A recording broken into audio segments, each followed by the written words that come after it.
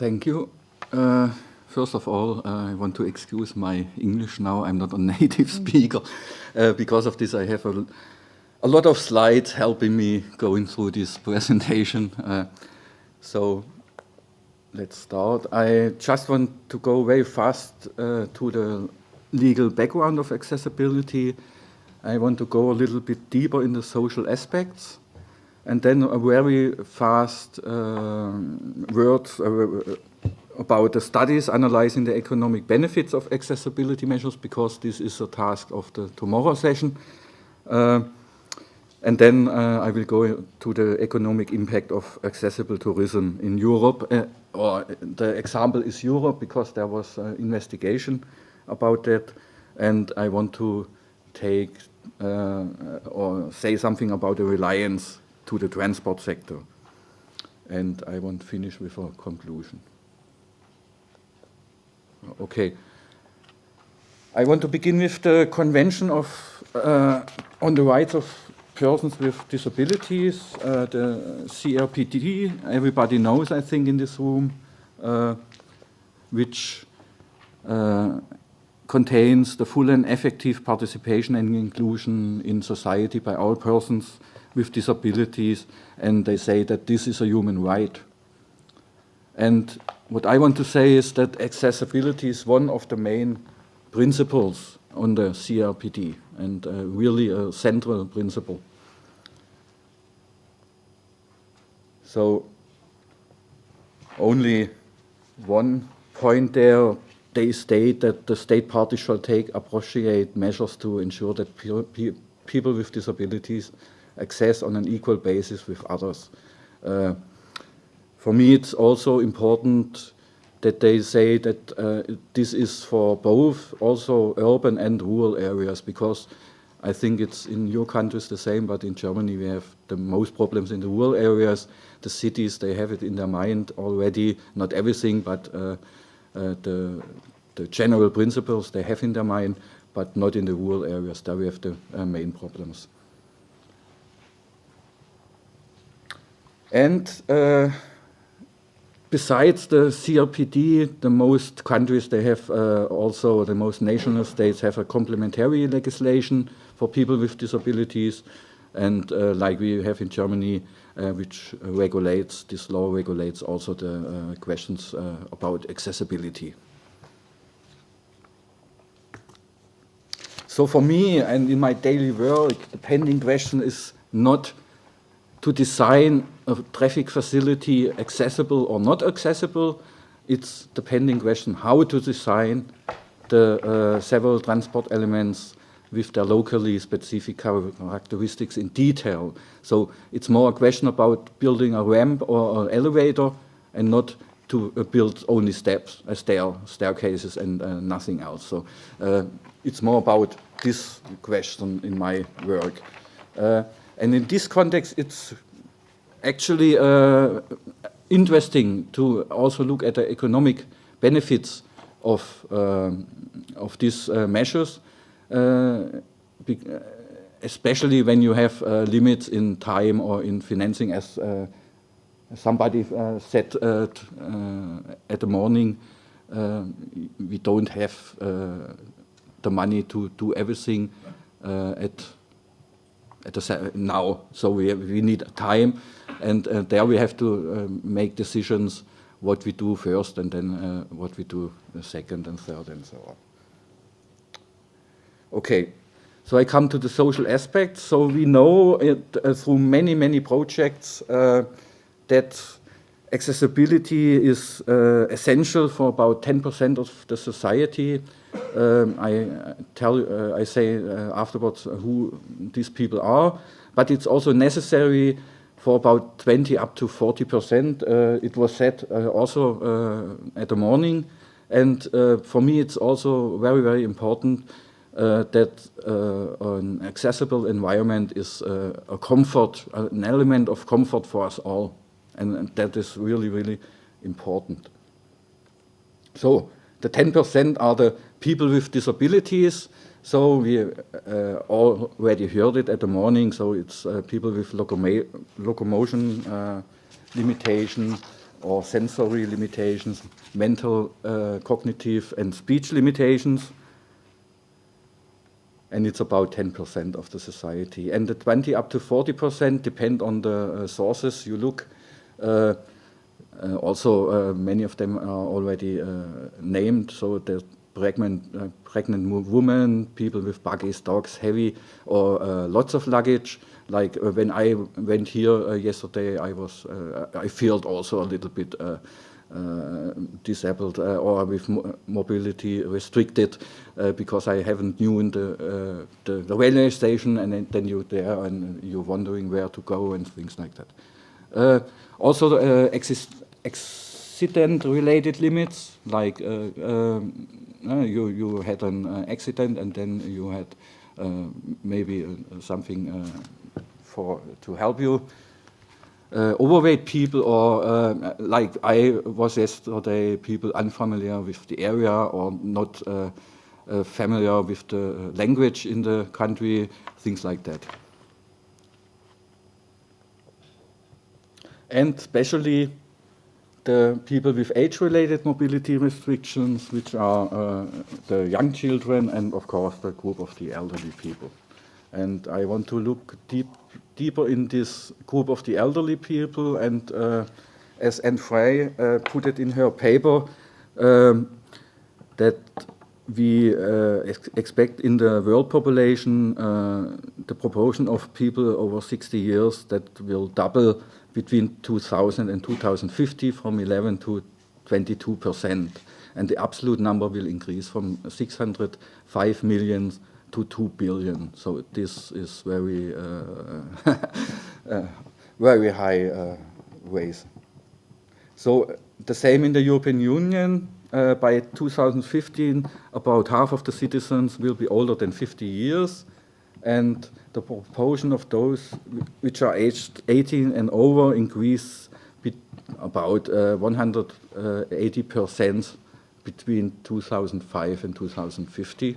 And also the people aged between 65 and 79, this group will raise about 44% in the same period. So you see it in this slide. It's here the average. So in the year 2005 it was 17%, and 2015 would be about 30%. And if we have a look to France, where we are now, so it was 16% going up to 27%. And you see it's not a homogeneous, so it's very different from country to country. And even if you look in the country, it's inside the country very different from area to area. So you see here from Luxembourg with 22% up to Spain to 36% in the European Union. So you see it's not in every country the same development, but in every country the amount will raise.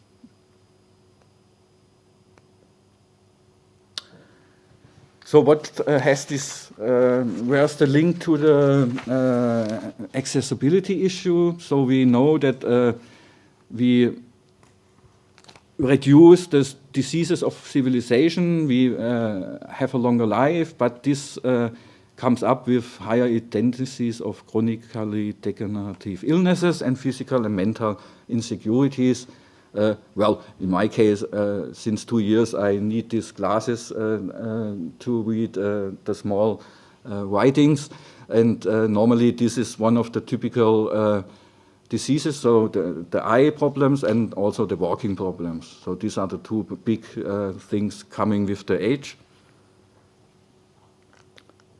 And in principle, the age-related physical restrictions are comparable with those of people with disabilities. Of course, the difference is that the age-related restrictions come time by time. Like I said, in my case, first I tried it without glasses. One time I need the glasses. Maybe one time I need stronger glasses, and so on and so on. So that's one difference. And of course, it's also different if you really have a little problem. Maybe you can only walk 200 meters then you cannot work at all, of course. But in principle, it's comparable.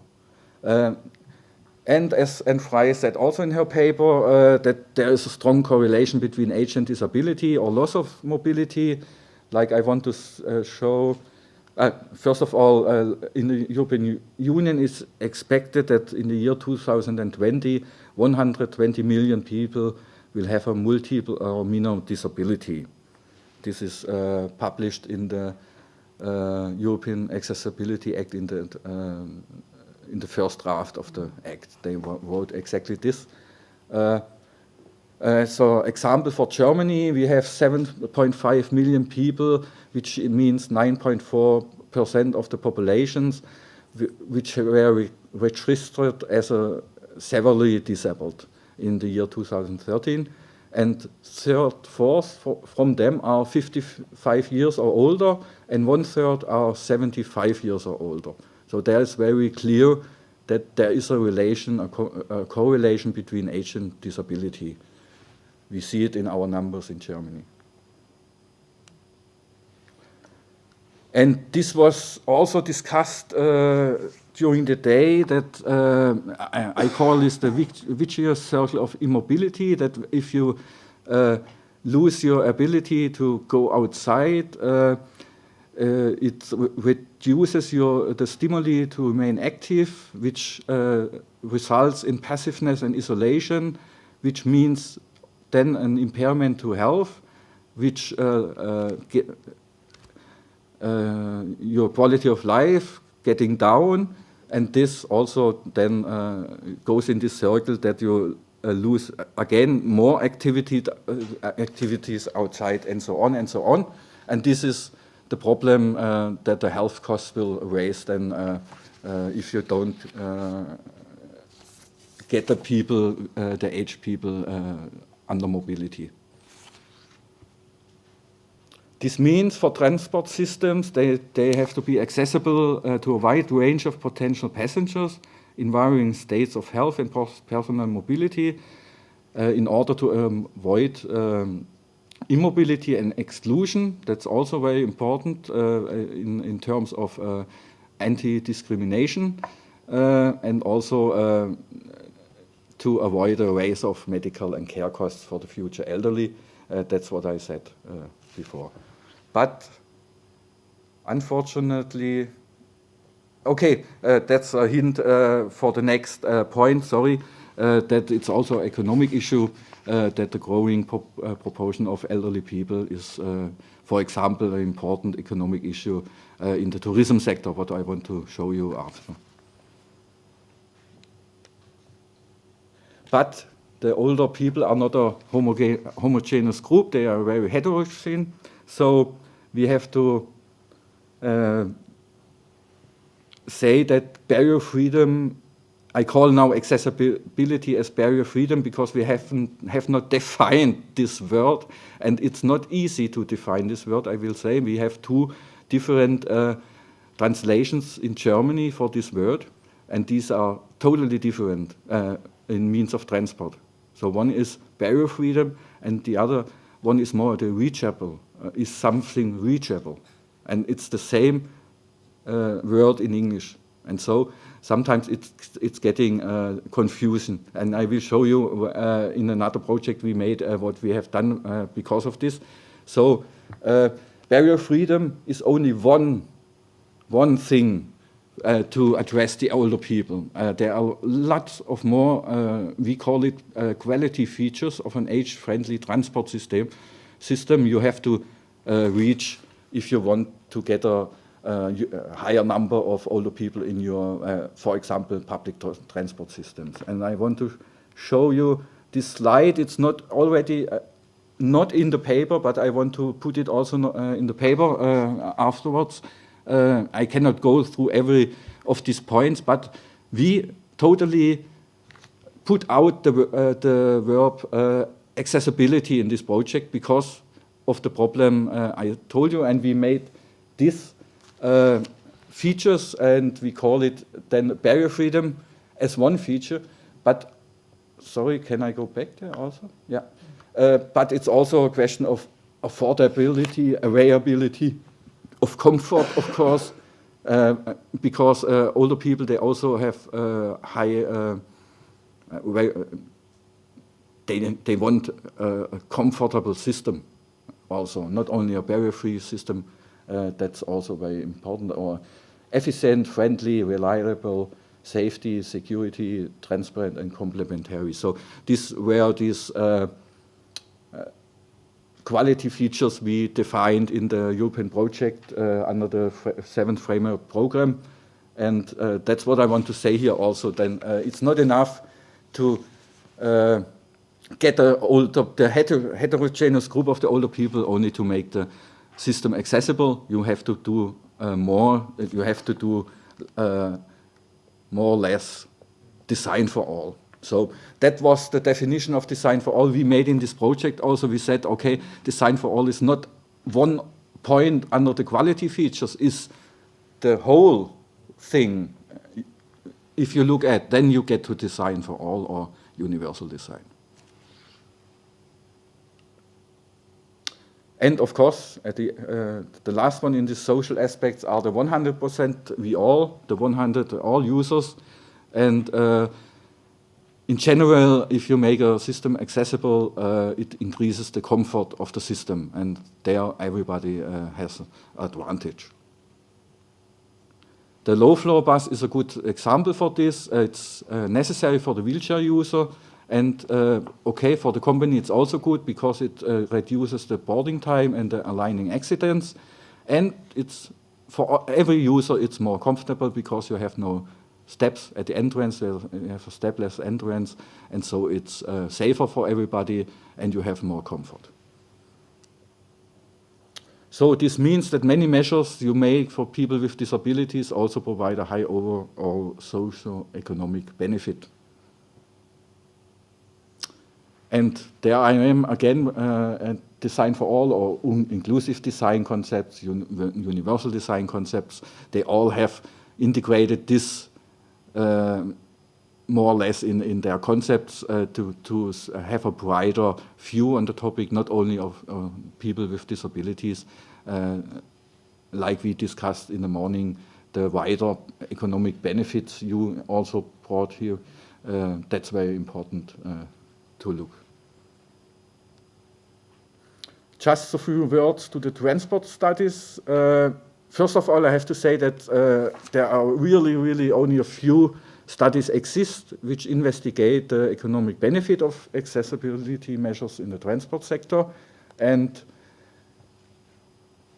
in general, there's a lack of evaluation of accessibility interventions, not only for economic benefits. It's in general, we analyzed in this 7th Framework Program about 250 measures all over Europe and beyond, also New Zealand, USA, Australia, Japan. And it was really, we have not found evaluation of the measures, like what I said in the morning, the measure of free riding. No national state in Europe ever evaluated these measures. They only make it. That was very interesting, and also a problem for us in the project because we cannot find any evaluation. So there's really a lack, and I think this has to be better in the future. Okay, we found, of course, the UK study for Tony Duckenfield, so I don't say something about that. It's about railway stations, when we will go deep inside that tomorrow. And of course, we found a Norwegian study of Niels Fearnley, and he is here, so I also don't say something about that because of tomorrow. But we found another Norwegian study which analyzed the public buildings and outdoor areas, and I won't just go 1 minute in this study. So they used the stated preference method. I hope Niels will tell us something about that, because I don't want to do that now, because you are better in that, I think. So in this study, they selected 18 accessibility measures, and they defined benefit rates which are based on an internet survey with about 800 answers.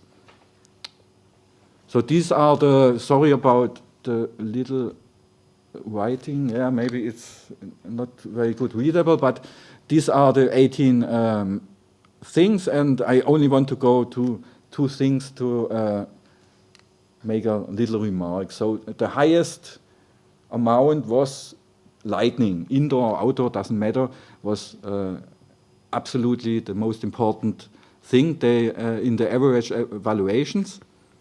And also the visual marking of walkways and the visual and tactile marking indoors was not bad. But if you compare, like here, the visual contrast on entrance doors was very low, and also the floor space for wheelchair access. So, what to do with these results? I can only say, be very careful with average evaluations. So maybe I think we can discuss this tomorrow. For me, it's the question that a single accessibility measure differs in reliance to the abilities of the current user. And some benefits maybe, some measures maybe benefit many different groups of users, but the benefits per user is rather low. And other affect only some user groups, but for them it's maybe indispensable for using the whole system. So we have to be very careful with the interpretation, and we cannot separate them from non-discrimination purposes. If we only look at the highest rates, we discriminate people for sure, and that cannot be the way. So we have to find a system bringing both together, and then I think it's a good method. So okay, but I think we will go tomorrow morning deeply inside this question. So I come to the main thing I want to present. This is the accessible tourism. So I was not part of this study, so because of that I wrote it here down. It was a European study about the economic impact and travel patterns of accessible tourism in Europe.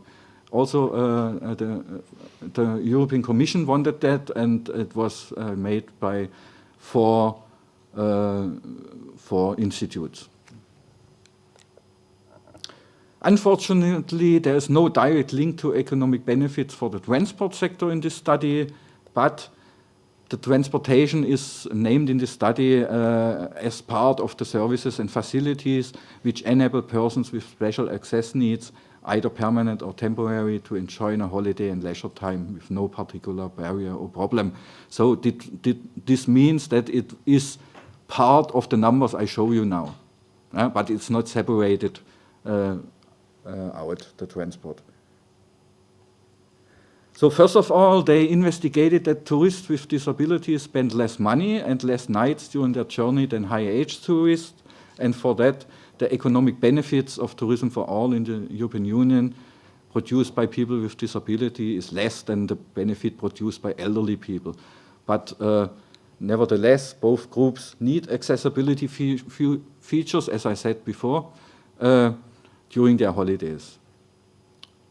I say that because in the study both groups were put together. So the numbers I show you, it's every time people with disabilities and elderly people together. So in the EU, European Union 27 means the 27 countries.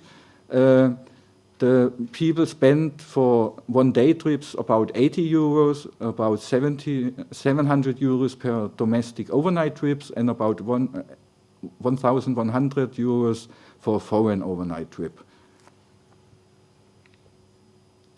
And therefore, the direct overall benefits to the economy of the European Union was named as the gross turnover of tourism-related service providers of about, now means in the year 2012, about 352 billion euros. The gross value added about 150 billion euros. The gross domestic product about 164 billion euros. And this means about 4.8 2 million employees in the European Union tourism businesses. So this is a, I think, huge amount, and it's even underestimated because there are no effects by tourists not traveling alone. They looked after. They looked only the single person, but normally you don't travel on your holidays alone. You travel with family or with friends, and so this in real this would be much higher. Well, then you have the multiplicator effects in tourism. You always have to look after. This means the tourism-induced indirect economic effects, which are the effects on income and employment of up and downstream economic sectors coming from expenses and investments, like, for example, industries producing goods and services for the tourism sector, like wholesalers and other manufacturing industry. And if you put all together, all direct, indirect, and induced effects, and they also investigated the key inbound markets, 11 key inbound markets they investigated. I don't want to show you every single number, it's in the paper, so I put everything together, and then you come to an economic output of about 820 billion euros, GVA of 371 billion, a GDP of 411 billion, and about 9.2 million employees.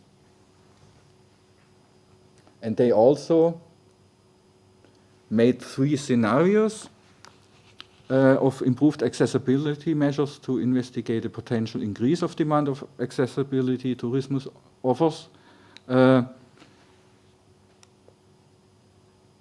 The first scenario was with minimum improvements of accessibility, and there they came to the conclusion that the economic benefits would increase by about between 18.3 and 19.7%. With the scenario B, which means medium improvements in accessibility, the economic benefit would increase by 24.8 to 26.6%. And with the last scenario, the extensive improvements, the economic benefit would increase up to 39.4%. So this means if we do something in the European Union in terms of accessibility, there is huge potential to get exactly these people not traveling now. They would travel because this was exactly what they asked. Would you travel if it's getting more accessible? And exactly this are the numbers then. So what I said is there is no direct link to the transport sector, but I tried then to find in other studies something which maybe helps us. So I found in Germany a study making the same a few years ago, a few years before the European study, investigating the tourism for all in Germany and the economic benefits. And so they also looked how the people with disabilities in Germany spend their one side tourism, their money on one side. And there was, unfortunately, without looking at the journey to and from the destination, so only at the destination, so this is missing, but for us it's interesting that 3% of the expenses were spent for local transportation, and the rest you can see spent for either accommodation, gastronomy, other services, and so on.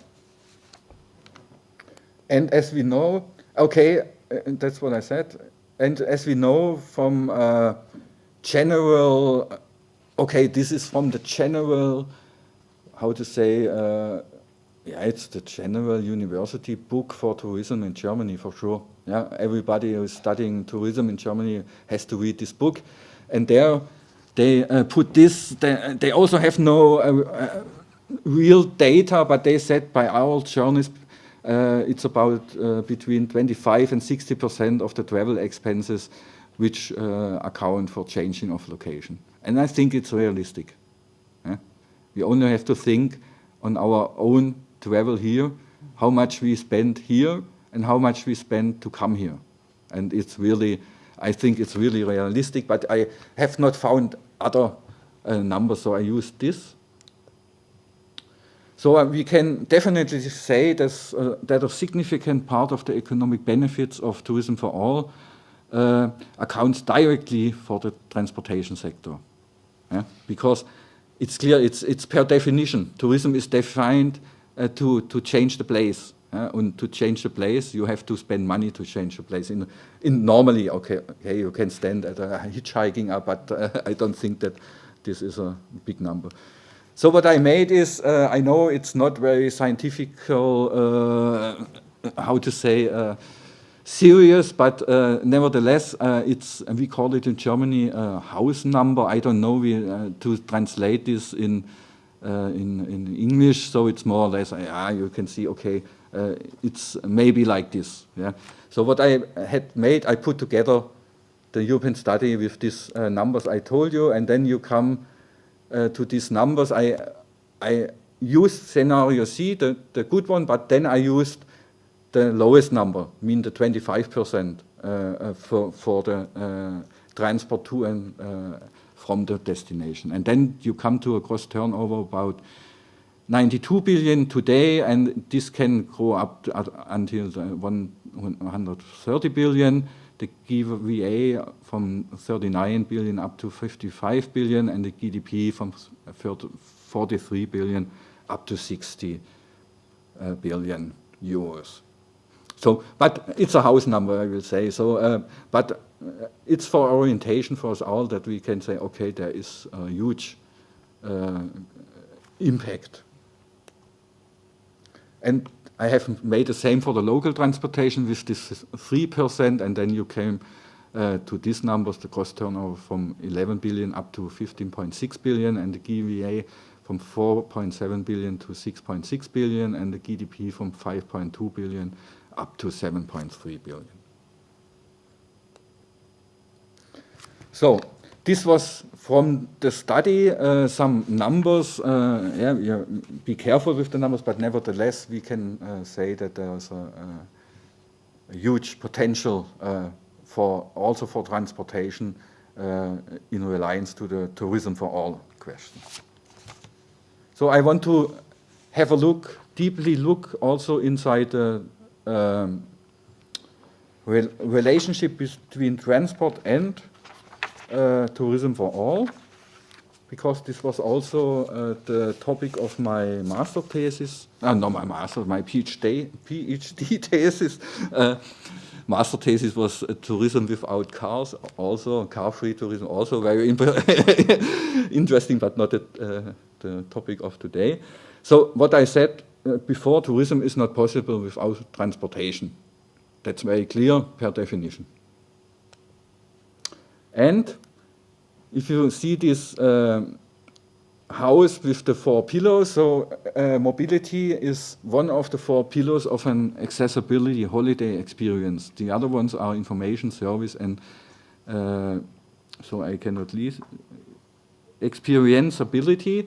And as you see at the bottom, there's also the touristic service chain and the development of services and marketing. So here it's very clear that mobility is one of the main topics of this, tourism for all. And even in the tourism service chain, the accessible transportation is one of the most important elements. Okay, but that's cool. As I want to show, I hope it's readable, not really good, I see, and I also need now my glasses.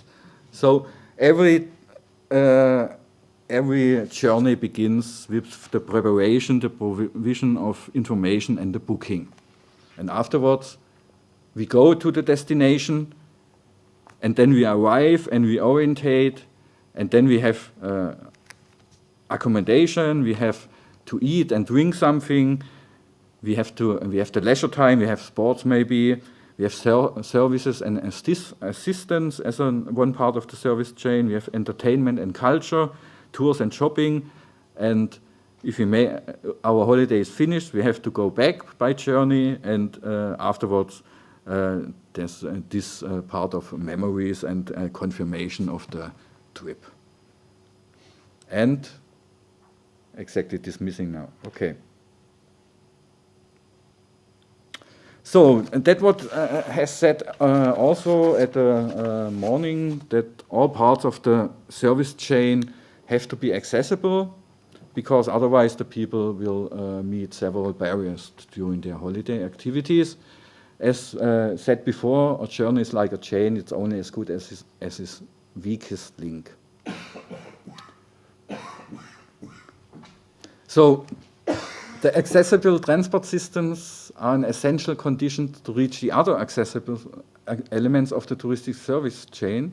So at least half of the terms of the touristic service chain are directly hooked on barrier-free mobility. As I wrote here, of course, the journey and departure,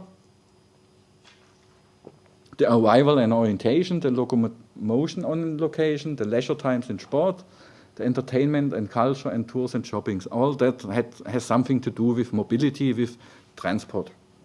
So without accessible transport, tourism for all is not possible.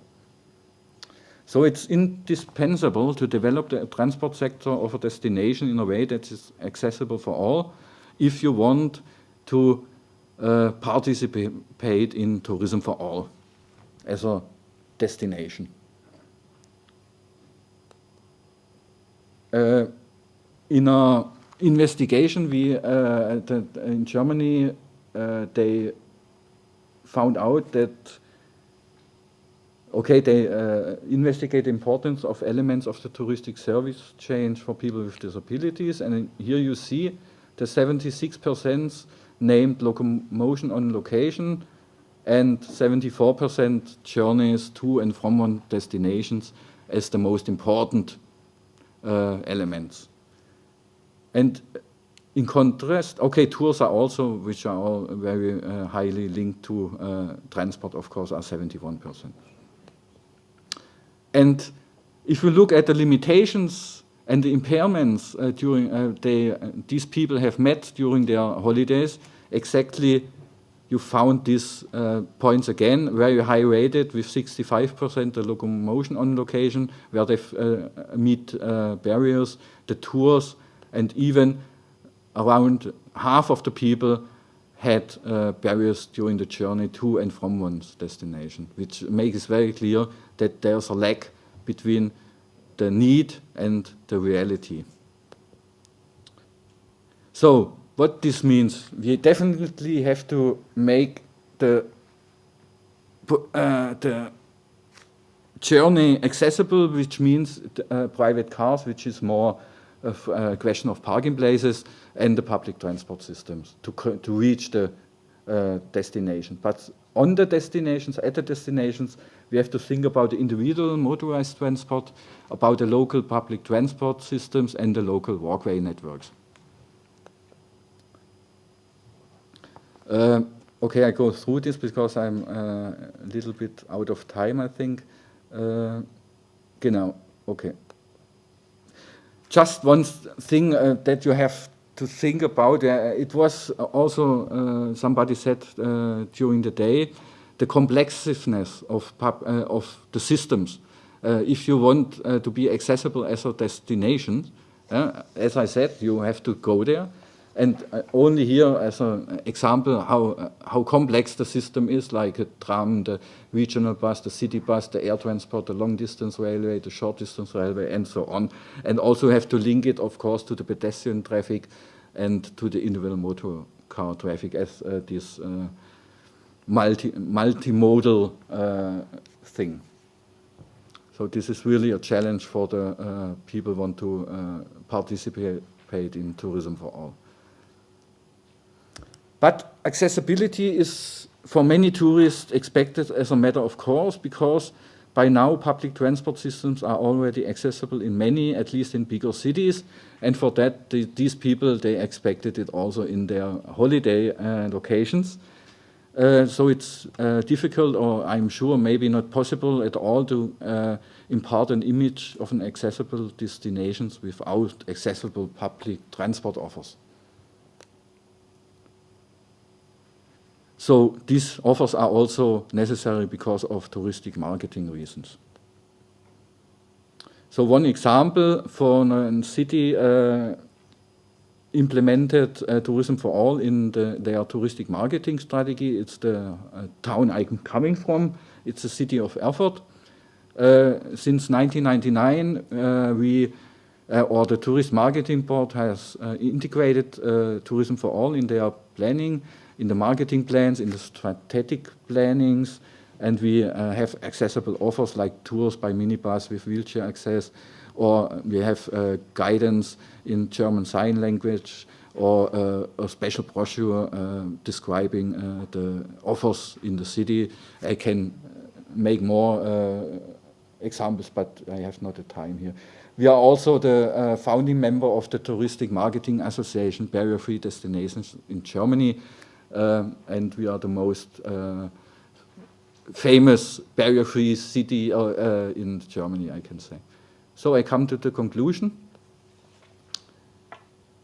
So in my opinion, to make transport systems accessible mostly is not a voluntary task, it's a task bound by law.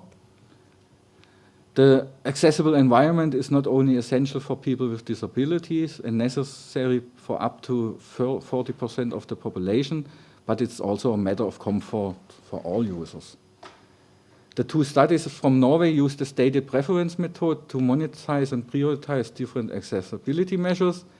So in general, I think this method seems to work as a tool for analyzing economic benefits, but the results have to be interpreted with extremely caution in order to avoid discrimination, especially to measures valued rather low on average, but are an indispensable condition for specific user groups to use the system. And this is I think it's really the task for that. The accessible tourism produces a huge economic impact on the tourism sector and beyond. And by improving accessibility in the future, a significant raise of economic benefits is possible.